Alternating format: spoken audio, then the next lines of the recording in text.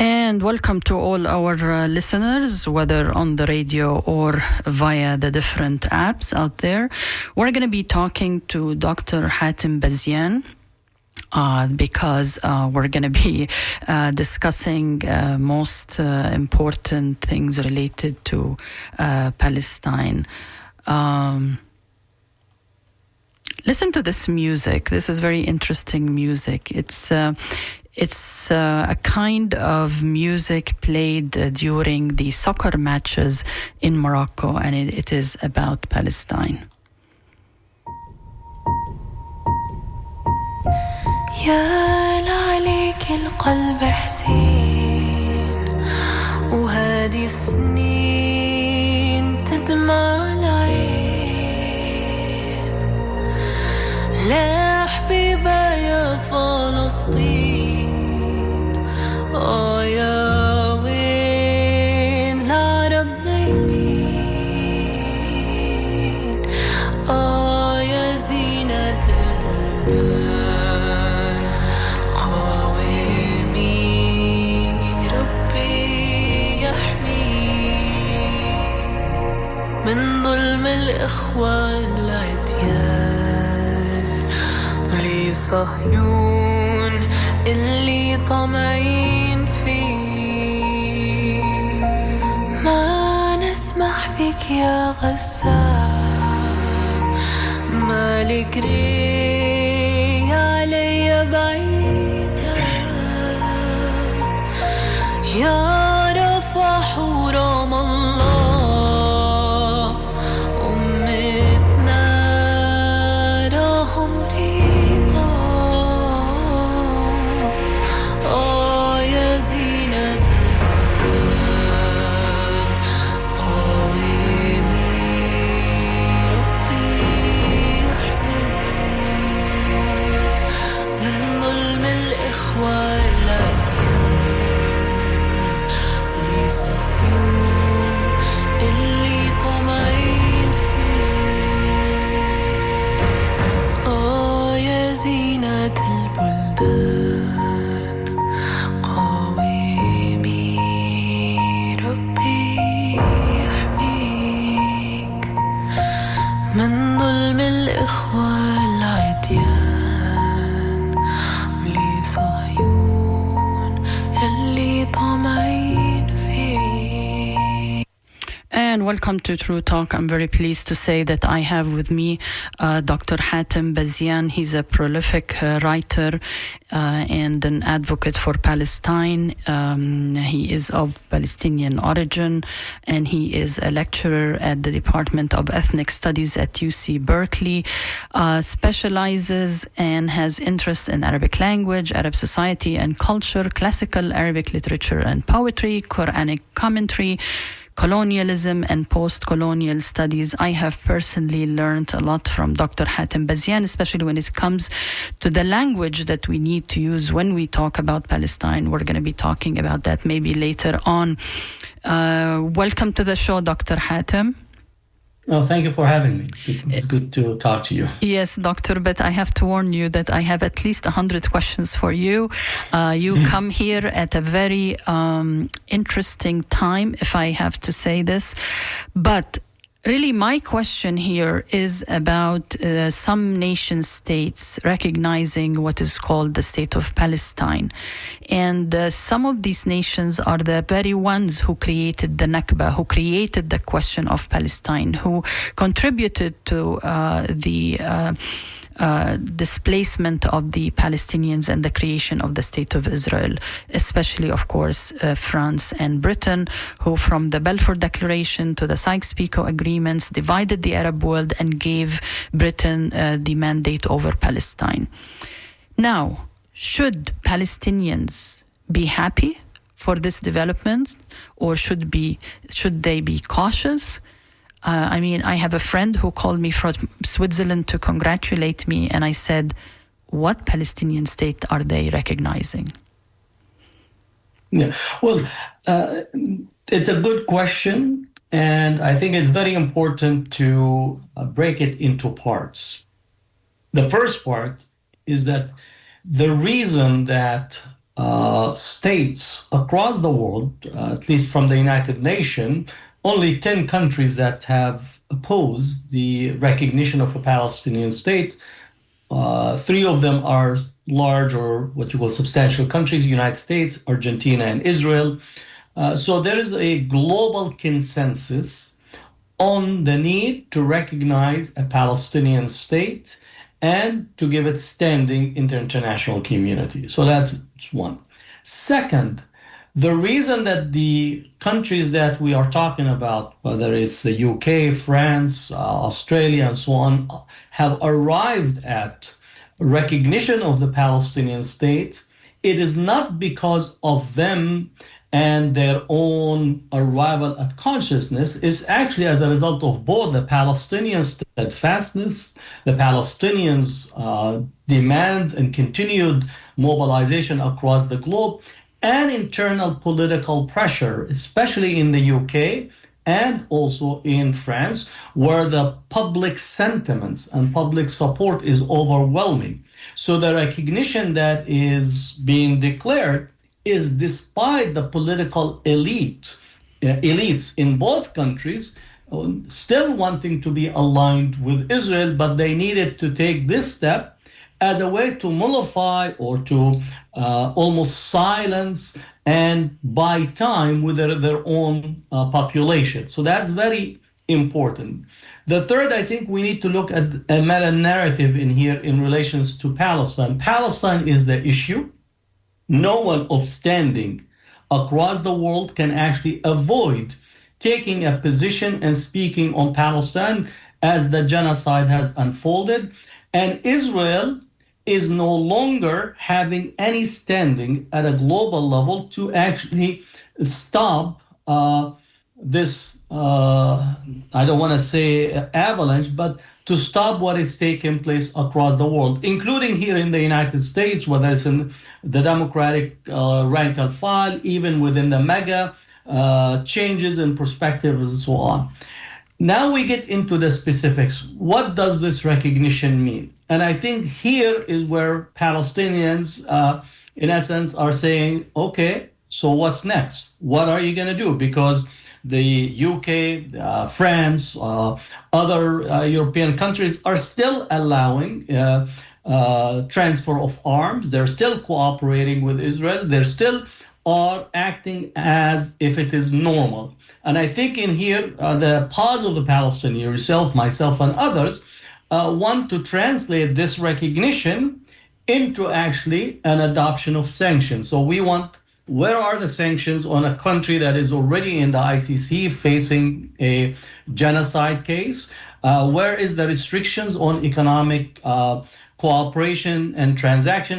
This morning, I looked at the European Soccer Association actually is going to be considering suspending Israel from participating in the European soccer competition and qualification for the World Cup. So that's a step that is in the athletic program, but where is the restrictions on arms transfer, the restrictions on surveillance, the restrictions on intelligence, the restrictions on accessing European port cities or ports for Israel transport and continued conduct of the warfare. So I do think that the larger picture is that there is no avoiding of recognizing Palestine, the Palestinian struggle for freedom, a struggle to end the apartheid genocide that is taking place. And now we need to see, is this an attempt to literally mollify domestic political opposition, which I think part of it is. And I think it's up to us to continue to push, to continue to demand, to continue to shape the political landscape. The arrival at this moment is because of the Palestinians, not because all of a sudden Macron or Stormer got up in the morning and all of a sudden discovered consciousness and transformed their position. No, it is because of the massive struggle that has been taken by the Palestinians, the massive pain and suffering that has been witnessed in Gaza, the massive destructions that have been visited and visible. And I think that is the moment, and that is the reason that we are at this point Despite all of the machinations that are taking place, I do think we need to look at the bigger picture while taking account of the smaller acts that are in between. So it is premature to start judging whether they wanted an unarmed state, like, for instance, the Prime Minister of England stated it's going to be without an armed force. Not look at the borders, not look at the major issues that we care about, which is the right of return. Let's just keep the momentum going. Yeah, well, the thing is that Stormer is literally reflecting and trying to speak from all sides of his mouth, which is normative for at least British political discourse. He's still trying to maintain his commitment to Israel, and he's trying to forward Israel's priority and Israel's position. At the end of the day, it's not Stormer, it's not Macron, it's not Trump, or it's not any of these figures that will determine the outcome. The Palestinians, their allies, their mobilization across the globe will actually determine the outcome of what is occurring. And I'm very optimistic that the changes that we are witnessing, we have passed the tipping point in relations to Palestine. And I'm very optimistic that the moment of Palestinian freedom is literally staring us in the face, whether it's going to take a year or 2 years, but that's where we are at. There is the changes that have occurred in relations to Palestine, in relations to Israel standing globally is irreversible. No amount of contracts with Google, 43 or 45 million to try to shape the narrative, no amount of pressure from Trump or arrest in various parts of the European landscape, no amount of machinations and networking with Arab leaders here and there to try to actually stop what has occurred, meaning that Palestine has arrived, and it is the reality that the global community and the world has to deal with, and it is first and foremost because of the Palestinians, not because anyone else. So it's not a thank you to Macron, it's not a thank you to Stormer, it's not a thank you to any of their diplomats. They were dragged into this recognition by the Palestinians and their allies in the streets of Paris, streets of Rome, the streets of London, and across the globe. And that's what we need to realize, rather than get caught by saying, oh, they have recognized and we need to celebrate them. No, we are not celebrating Stormer or Macron. We're saying it took you 2 years to arrive at this moment, and notice that they have not used the word of genocide, they have not used the language of ICC, they have not used any consequences, and I think that's where we still need to push in order to arrive at a different moment, that they enter the door, they say, too little, too late, but again, come in, and we'll begin to talk about how to make this a transformative moment as a result of Palestinian activism work and dedication to arrive at freedom. I want to look at two different European countries, Doctor, because Sure. both countries have seen unbelievable level of demonstrations for Palestine. And for our listeners, in case you do not see these on our mainstream media, you can always Google it. But really, the amount of people demonstrating in Spain and Italy, if you look at them, they're just Spaniards and Italians, not like the, let's say, to think that they are the immigrants, for instance, or people of origin, Arab origin or Palestinian origin. But if you look at Spain and Italy, the two governments reacted completely different. I mean, if you listen to the Prime Minister of Spain, you'd think he's the Palestinian Prime Minister. God forbid, because ours is totally un-Palestinian in his action. But like, why this discrepancy, let's say, between the reaction of the Spanish government and the Italian government when it comes to these demonstrations? Well, remember, again, the Italian government is an extreme right-wing government. It's almost reflective of the Trump brand of politics, anti-immigrant, aligns itself with all the regressive policies. But what we're seeing in Italy is literally the massive mobilization among the unions, among the political left, among those who have historically had a strong position on Palestine. And I think that's where the tension, if you notice yesterday, at least actually this morning, the news that the Italian Navy is sending out a frigate to try to provide support and protection for the for a Sumud flotilla that is going to aid Gaza, and similarly is Spain, which means that the pressure inside Italy itself have resulted in a right-wing government that is more aligned with Israel and the United States, have been compelled to move for the protection of the flotilla and express itself in those terms. So that's, I think, what we need to realize, that the pressure, the mobilization, the political organizing that dedicated people have done is the reason that we are seeing this movement taking place, not as a result of political elites arriving at a decision on themselves, by themselves. So I think that's where we are seeing.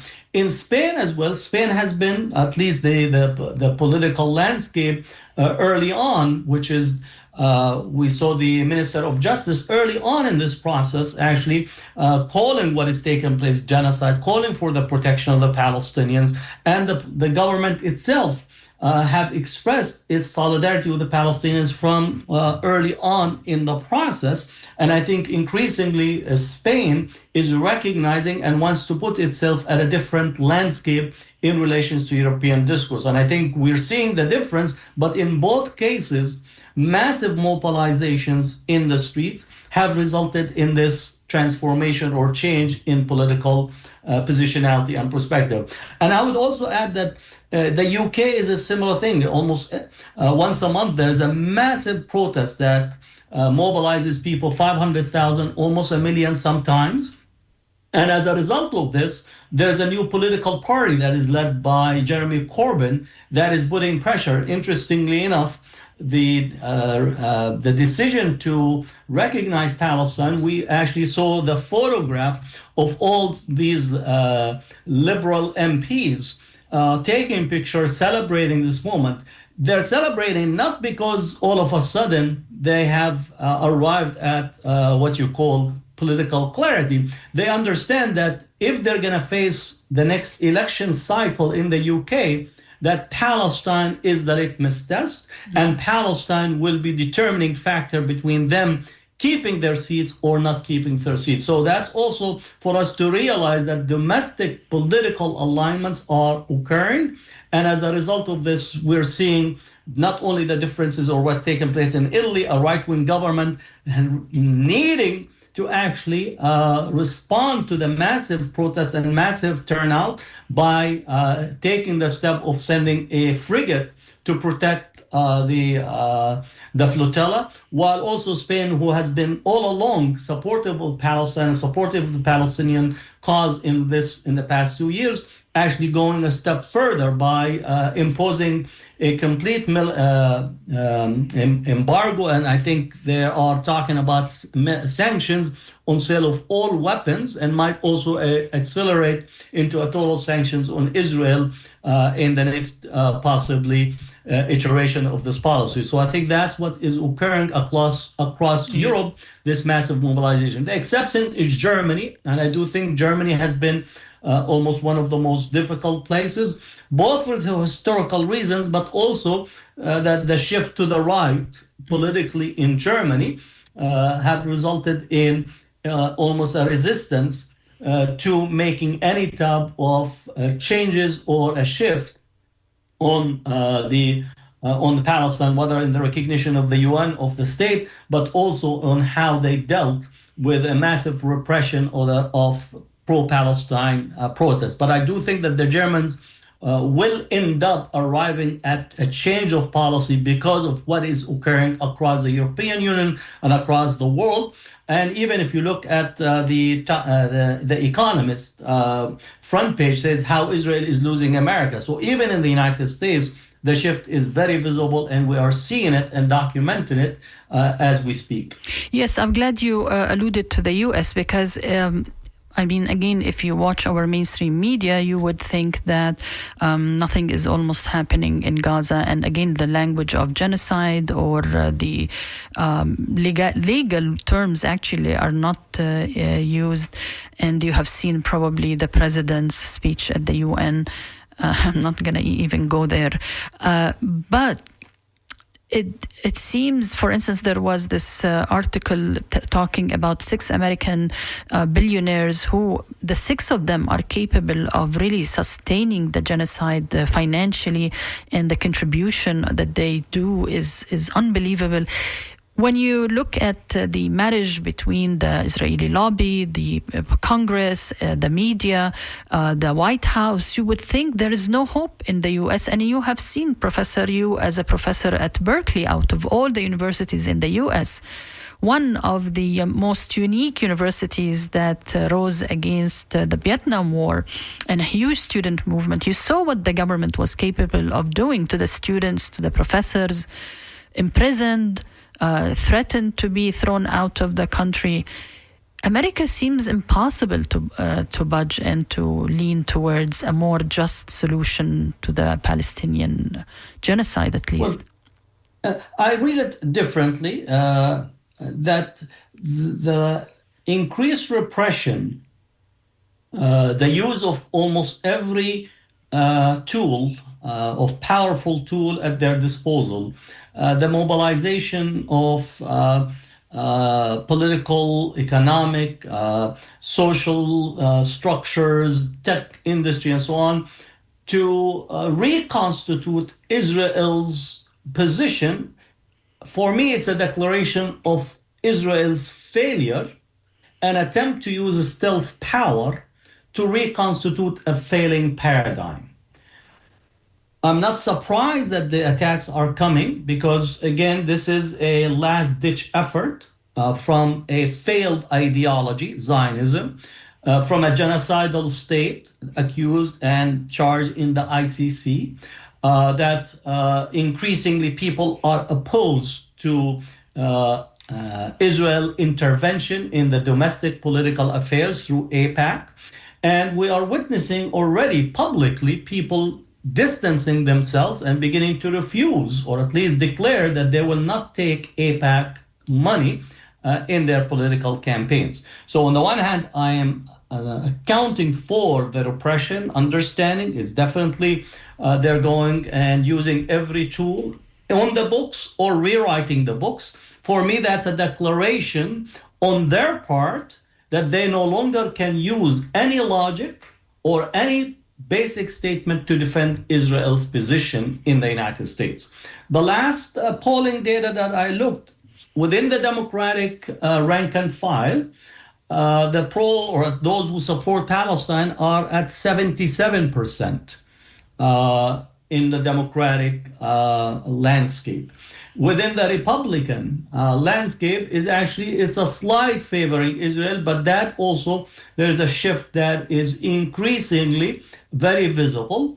And I do think within the Democratic landscape, the genocide, the pro-Palestine perspective has been coming in for some time. While on the Republican landscape, I think the Jeffrey Epstein case and how the attempt to censor it and not actually release the information and the clear indication of an actual Mossad connection or a foreign intelligence service connection to it from the Mossad have resulted in a bleeding of support within the MAGA landscape and the Republicans landscape. Whether that will translate immediately into a political shift, I think that depends on the organizing that will be done, the continued outreach and education that we have, and also the challenges we'll mount as we move forward. So I think what we need to realize is that there is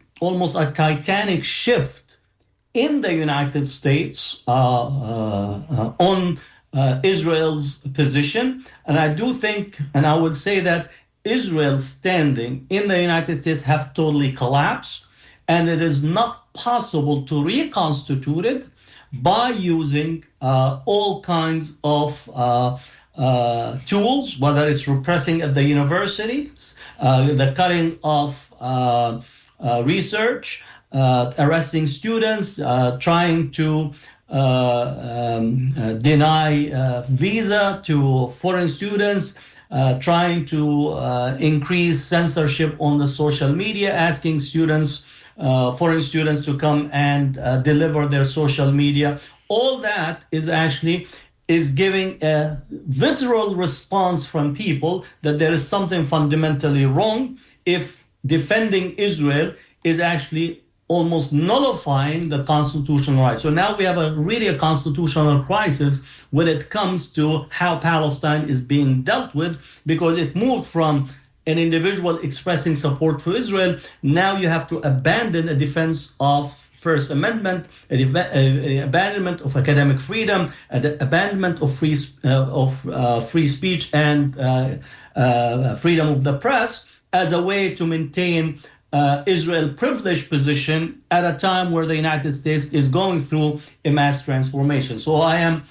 accounting for the crisis, but I arrive at a different conclusion. I'm very optimistic of the changes that are coming relative to Palestine in the United States. Let me just remind our listeners that they can send a comment or a question to dj@wmnf.org, dj@wmnf.org, and you can send a text to 813-433-0885, 813-433-0885. And I'm talking to Dr. Hatem Bazian, who is a lecturer at the Department of Ethnic Studies at UC Berkeley. Actually, a colleague of yours, the former Secretary of Labor, just tweeted this, Professor, the richest man on earth owns X. The second richest man on earth is about to be major owner of TikTok. The third richest man owns Facebook, Instagram, and WhatsApp. The fourth richest man owns the Washington Post. Do you see a problem there? It's amazing that the Palestinian narrative and story and the genocide in Gaza, in spite of all this, is capable of reaching the people. Well, the thing is that we are living, or we're witnessing, the consolidation, economic consolidation, the consolidation of media, attempt to literally crony capitalism and oligarchy that we are witnessing. And we need to take stock of this realignment that is taking place, and the Trump administration is utilizing its power in order to literally institute this crony capitalism, favoring some of its donors, those who really come and kiss the ring in order for this to take place.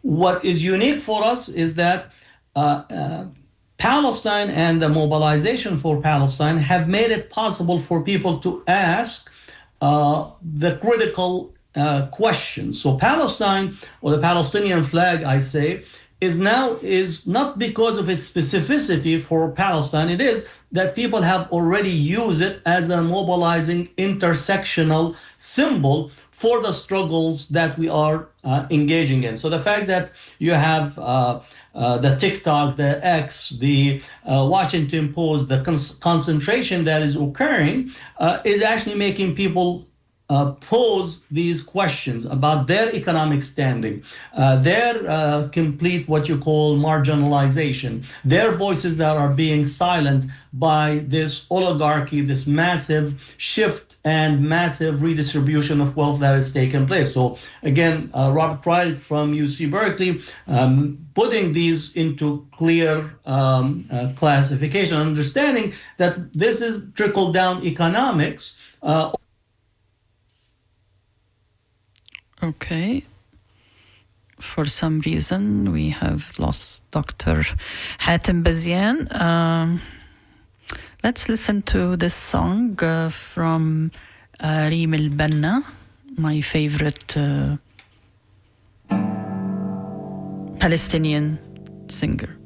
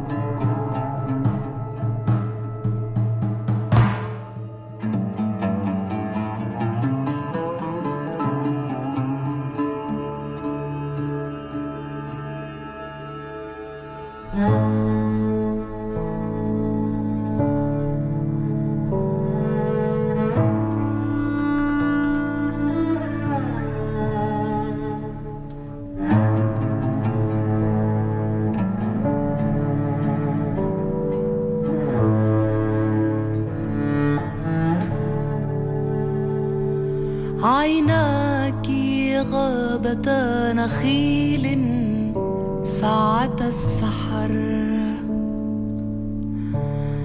أو شرفتان راح ينأى عنهما القمر عيناك حين تبسمان تورق الكروم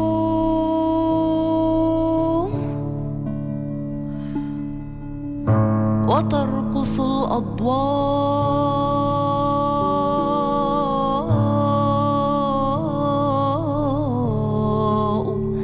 كالأقمار في نهر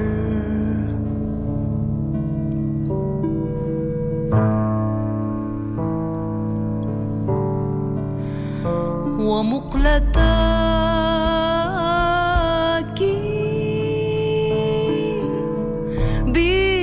بتطيفان مع المطر ومقلتاك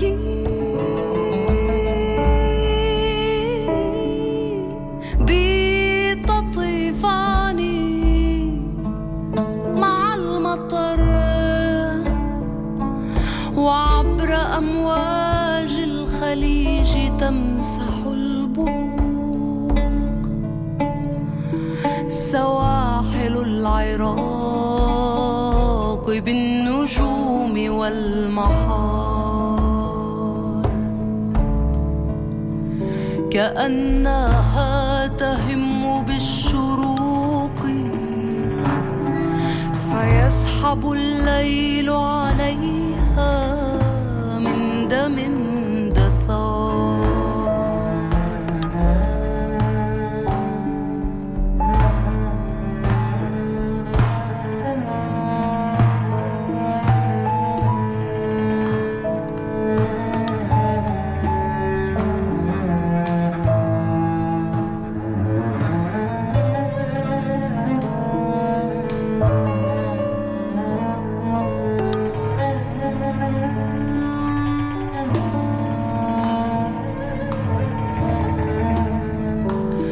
وكل عام حين يعشب الثرى نجوع ما مر عام والعراق ليس فيه جوع مطر مطر مطر مطر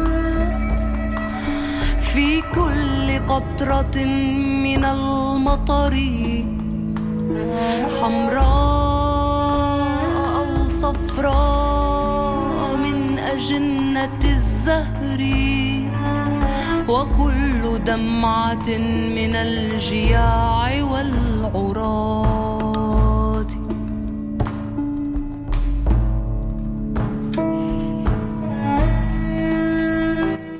And welcome back to True Talk. Are you there, Doctor?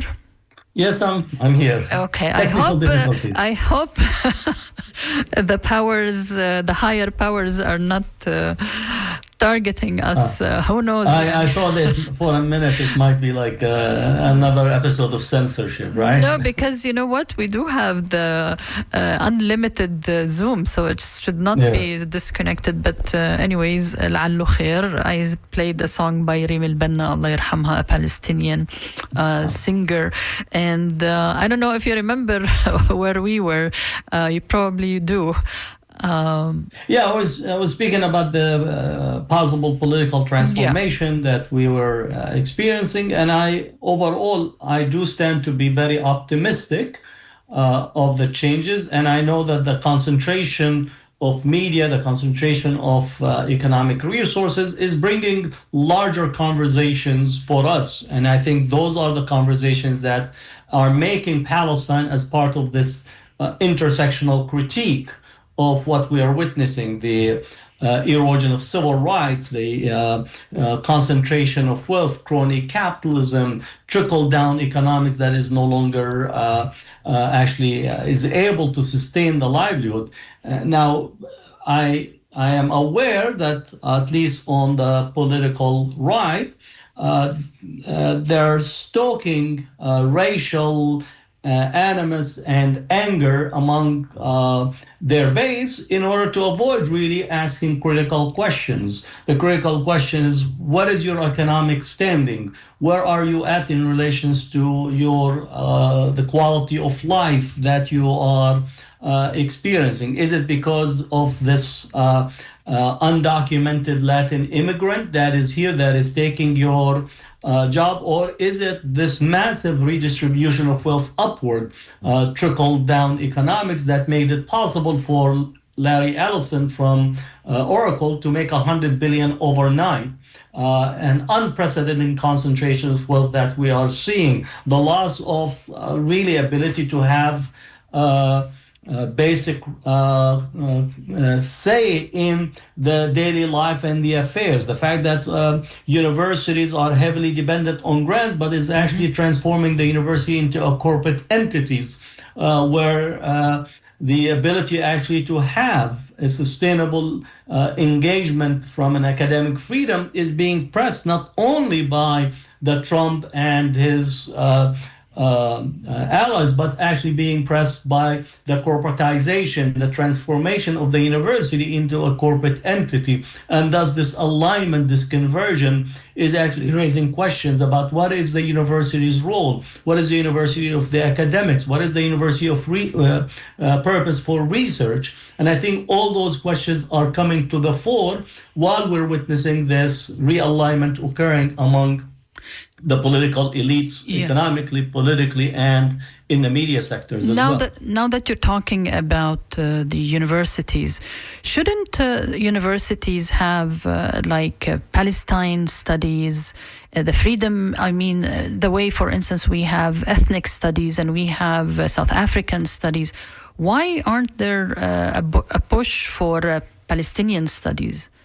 Well, I think we are pushing for that. In my speech at the All People's Palestine Conference, I said to the students that they need to actually go back to the campuses and ask and call and constitute Palestine Studies program. Need to remind you that ethnic studies itself as a field emerged as a result of student protests. It's not all of a sudden that university chancellors, board of directors or board of regents and governing boards got up in the morning, drank their black coffee and said, oh, it would be nice for us to have an ethnic studies. It would be great for us to teach about the black history and black experience, Latino history, Latino experience, Asian American, Native American. That was not the case by far.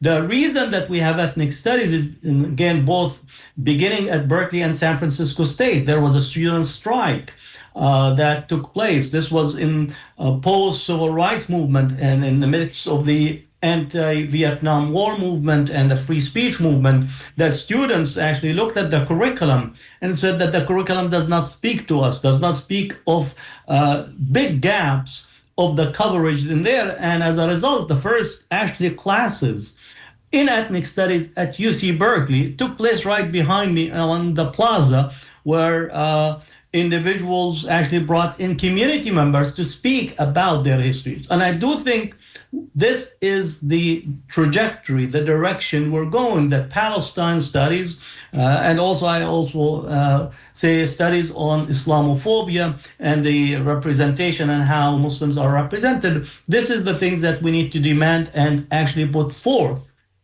at the university at this point in order for us to recenter and reaffirm that there's a different narrative that has to be understood when we talk about Palestine and the Palestinians. And I think that's where this next stage of our work has to be focused. So ethnic studies is born out of student demands and student protests, and actually they made the university better.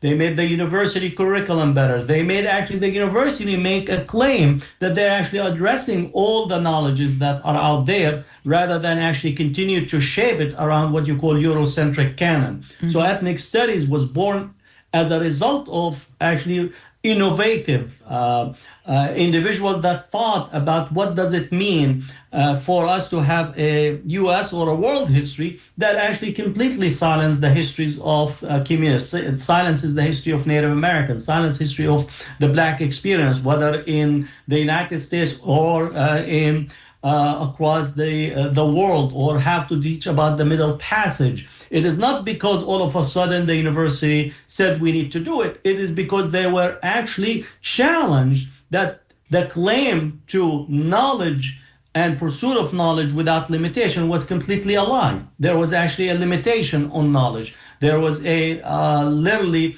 gates that kept the knowledges, the histories, the experiences outside the constructed gates of the university. And I think the same experience we're going through right now is to literally reconstitute and put Palestine as part of that history and narrative, and connected to the histories of communities of color, to the history of the global South, to the anti-colonial, decolonial history. And I think that's where we are at this moment. And likewise, I'm very optimistic because of what has been done.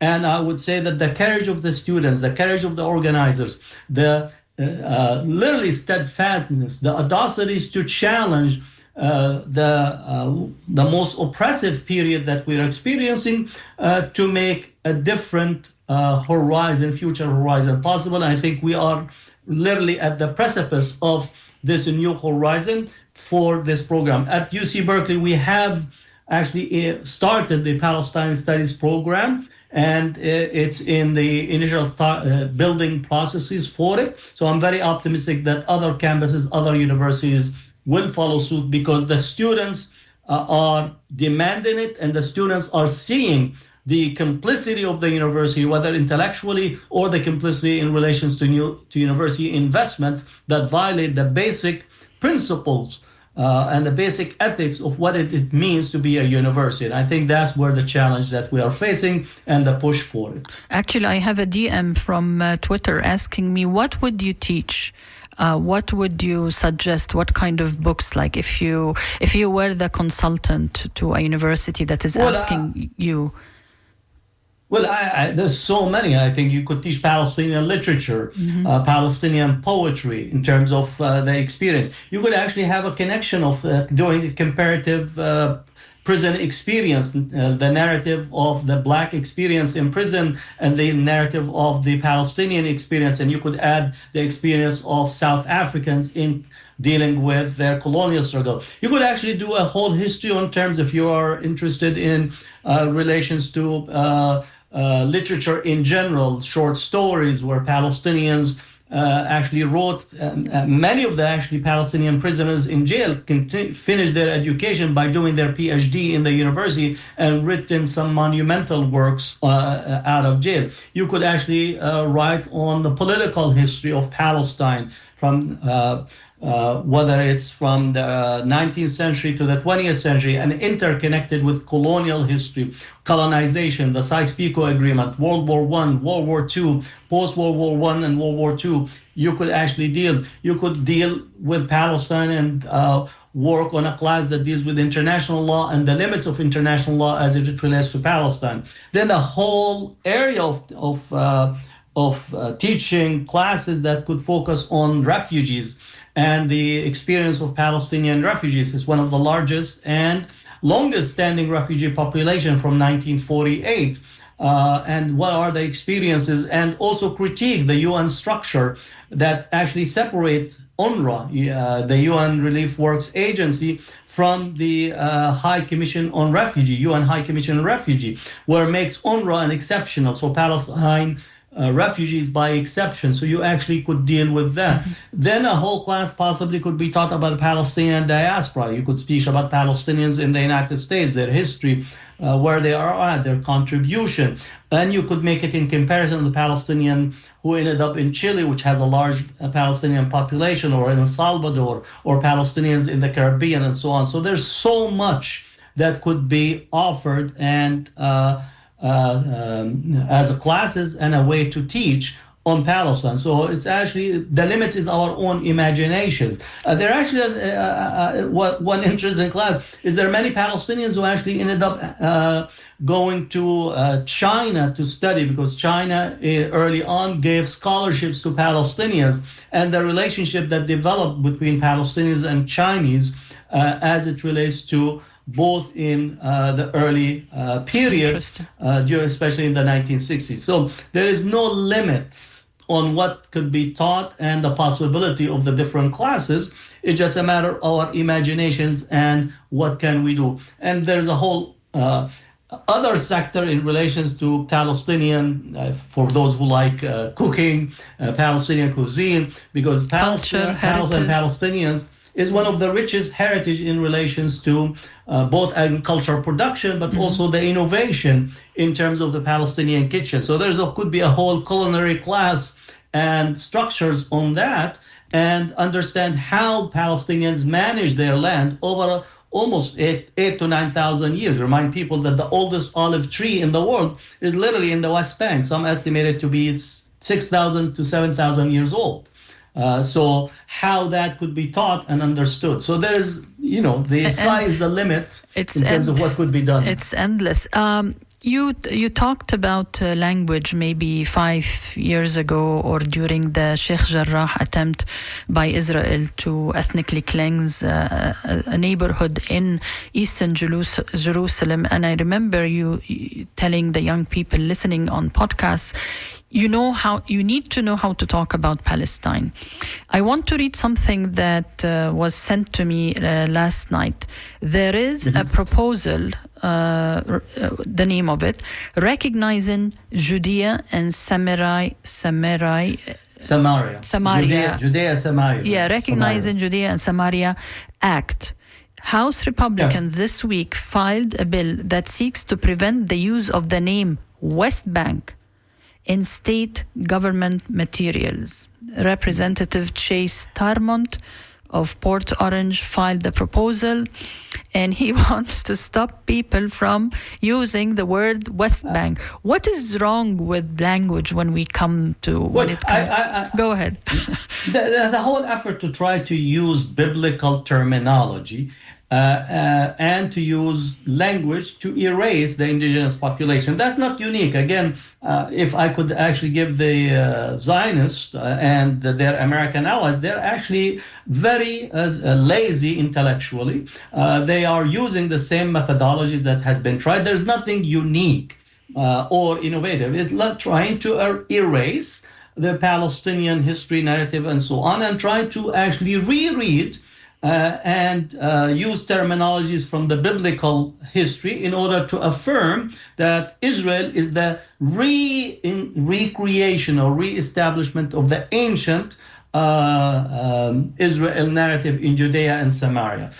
So that's, again, is one of those efforts to try to reconstitute Israeli Zionist narrative in alliance with the evangelicals. Now, notice that our current ambassador, Mike Huckabee, is an evangelical millenarian type of person. He is literally waiting for the end of time scenario, Armageddon, and he is thinking with those with him in the United States in those terms. So that bill or that act that is being proposed, for me, it's not significant. It's, again, another declaration of failure rather than any attempt at altering or changing the collapsing standing of Israel. As far as the West Bank, the West Bank is a creation as an outcome of the Sykes-Picot Agreement, post-Sykes-Picot Agreement, and the 1948, where the West Bank becomes that section that was not taken by the newly formed State of Israel, and it comes under Jordanian jurisdiction by attempting to eliminate or prevent the possibility of a Palestinian state from emerging in 1948. For those who followed September 1948, Palestinians did meet in Gaza and declared independence.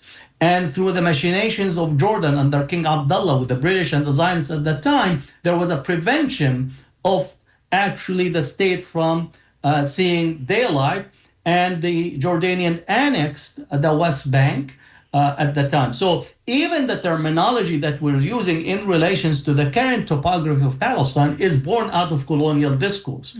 And by the fact that they are mandating not using the West Bank, they're opening the discussions into decolonial discourse. So I'm thanking them for actually reopening the discussion and the debate about the history of Palestine in all it's segmented, whether it's in the West Bank, the Gaza Strip, 1948, and so on. And I think that we are at the moment of decolonizing language itself, while they think that they're actually erasing. In attempting to erase, they open the conversation on a wider terminology or on a wider landscape, and that's where we are at right now in this discussion and this debate. What other words or terminology you think we should pay attention to? Again, all of the cities, the towns, the landscape. For example, many people say, oh, it's Hebron. Well, it's not Hebron, it's Al Khalil, right? So that's a term. The Orshalim, in terms of using the term or the Hebrew term, is Jerusalem and Al Quds. Al Quds is the Arabic name. So we need to insist on Arabic terminology for the names, the towns and cities, and the landscape that is there. So language is very important. Colonialism always attempts, at least in terms of settler colonialism in particular, erases the indigenous history and erases the names, the terms that are used, and superimpose terms, most often using what you call either European connections or biblical terminologies in order to make this unbroken historical linkages. While we know it is actually not the case, but we need to constantly be aware of the terms and the words that are being used, and to challenge it in that way, to say that there is a history, there is a terminologies, there are words that people are used, and it is their relationship to the land, to the history, the culture that needs to be affirmed. And they do also use archaeology, colonialists, don't they? Well, archaeology as a field in what you call Near East archaeology was completely intertwined with attempting to try to find, discover, narrate the biblical narrative from a European Western Christian narrative. And then the second is to affirm colonization by means of this narrative. So the archaeology up to the late 70s, it was still archaeology in the service of colonization, same as anthropology. The field of anthropology was completely emerges out of colonial context, and even the way that it was shaped. And it's only post-1970, early 80s that the conversation begins to reshape differently about how to think about these academic fields. So academic fields in a Eurocentric paradigm, archaeology, political science, anthropology, all that were indicted of being tools of colonization. And I always use the term embedded intellectuals, embedded scholars. Their role was to affirm empire and be practitioners in problem solving for empire. And I think part of us is to understand that the academic fields were not neutral arbiters. They are actually co-participant, co-producers, complicit in empire and colonization in the past. And in some contexts today, they're still complicit and participant in empire. And I think we need to be aware of it. We have just 1 minute to go. Any parting thoughts here, Dr. Hatem, especially Yes, go ahead, please.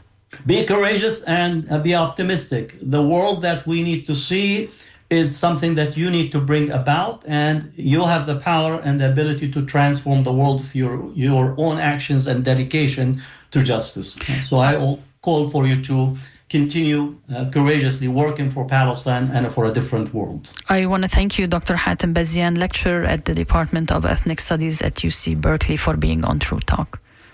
Appreciate it. Thank you.